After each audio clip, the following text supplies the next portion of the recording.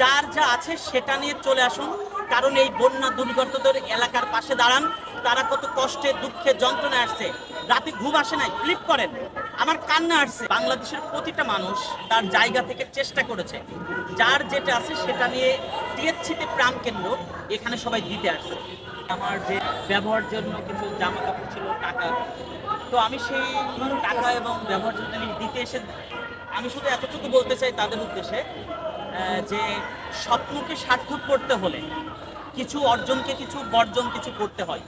আমি পার্সোনালি যারা বসে আছে এখন, আমি তাদের বলবো আর ঘরে বসে থাকার সময় নাই।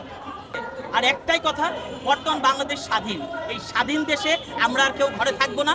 সবাই যার যার যা কিছু আছে, টাকা পয়সা, যার যেটা সামর্থ্য সেটা নিয়ে আমরা এখানে আসবো।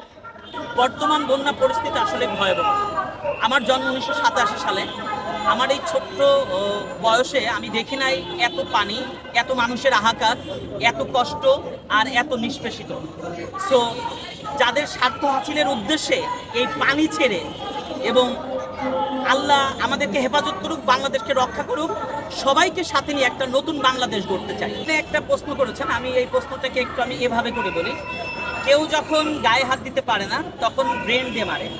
হয়তো এমন কোনো একটা কূটনৈতিক খেলা হচ্ছিল এবং হচ্ছে, এবং বাংলাদেশ এর বিরুদ্ধে দাঁড়িয়ে যাবে, এবং বাংলাদেশের একদম ছোট্ট বাচ্চা থেকে শুরু করে রাস্তার ফকির থেকে শুরু করে একদম সরকারি সচিবালয়ের চেয়ার যতজন আছে, আমাদের সবার ঐকান্তিক প্রচেষ্টা আমরা একটা সুন্দর স্বাভাবিক বাংলাদেশ দেখতে পাবো।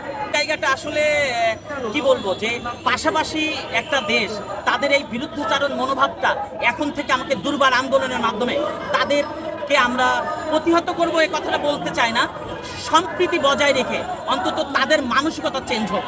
আমরা কিন্তু সেই খেটে খাওয়া মানুষ, আমরা পারি, আমরা পারবো, আমরা দেখিয়ে দিব।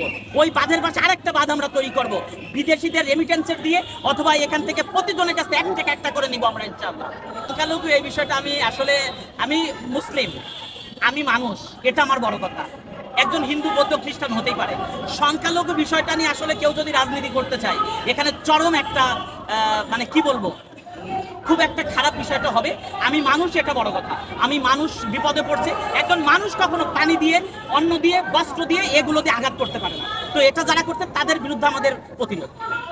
এখানে একটু আমি যেটা বলতে চাই, একটা সময় সাপেক্ষে চিন্তার বিষয়। আমি বিশ্বাস করি বর্তমান ছাত্র সমাজ আন্দোলনের মাধ্যমে যে সরকার গঠিত হয়েছে এবং আগামী দিন যে নির্বাচিত সরকার আসবে, তাদের সমস্ত ভালোবাসার কারণে বাংলাদেশে একটা নবজাগরণ সৃষ্টি হয়েছে। এই জাগরণের মাধ্যমে আমরা ইনশাআল্লাহ ফারাক্কা বাদছ যত এমন মানুষের স্বার্থ সিদ্ধির জায়গাটা আছে, সেটা আমরা পূরণ করবো আশা করতে পারি।